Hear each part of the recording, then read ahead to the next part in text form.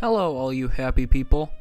I recently watched this little SFM movie called Emesis Blue, and as I got close to the end, I thought, wow, I should make a video on this, and here I am. And yes, I did say SFM movie, because this thing is a solid 2-hour-long fan animation made with Source Filmmaker. Now, I don't really animate myself, but I've watched enough Lazy Purple to know that SFM is a pain in the cheeks, not just the ones on my face.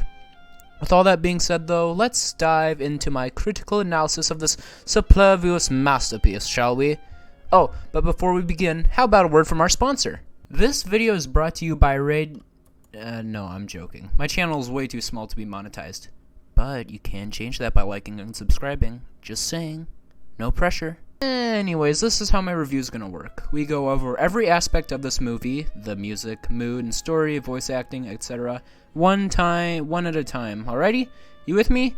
Okay, let's start this for real this time. So right off the bat, the graphics and animation look incredible. In the first 2 minutes alone, completely knocked down every other SFM to ever exist, pretty much.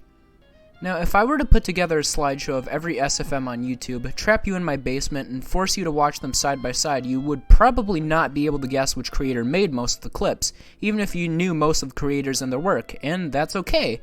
Most SFMs use more or less the same lighting rigs and just flat out look the same.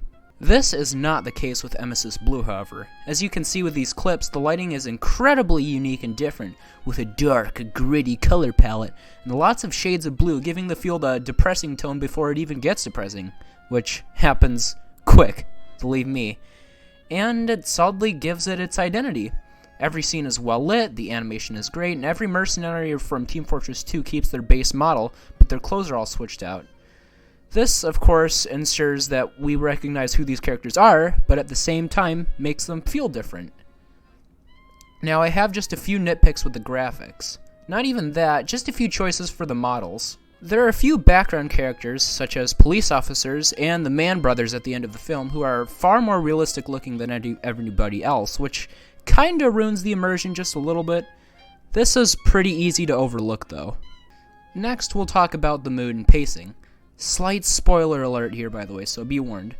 The mood and pacing are gosh darn perfect. The cinematography is well done, action sequences make your heart pound even faster than when your mom finds your report card, and the mood is, as I've said before, dark and gritty, and is one of this SFM's greatest strengths. There is not a single jump scare in this entire animation, yet it's more terrifying than anything Hollywood puts out these days. Tension is thick in every scene, even if a threat has been dealt with. There's always a feeling of someone else being there. You never truly know what to expect. And now for my most controversial take, probably, the story. Now, I'm not spoiling anything important here, partly because I want you to check out the animation for yourself, and partly because I'm pretty foggy on a lot of key elements. The story has incredible setup in the first 40 minutes or so. All major characters are introduced, their motives are made clear, and everything is going great. To give a kind of a brief summary, Spy and Soldier, who both have their own sinister secrets, are trying to find a kidnapping victim, all while the Blue Medic is trying to right a wrong.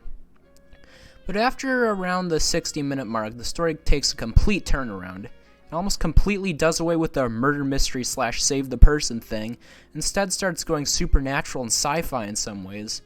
The plot starts taking huge leaps and bounds around a bunch of interesting plot points, but it does so in an awkward way, jumping all over the place. The end has a very sudden and confusing plot twist, making it vague, unsatisfying, and, worst of all, not giving quite a few answers to some very important questions that we, the audience, have.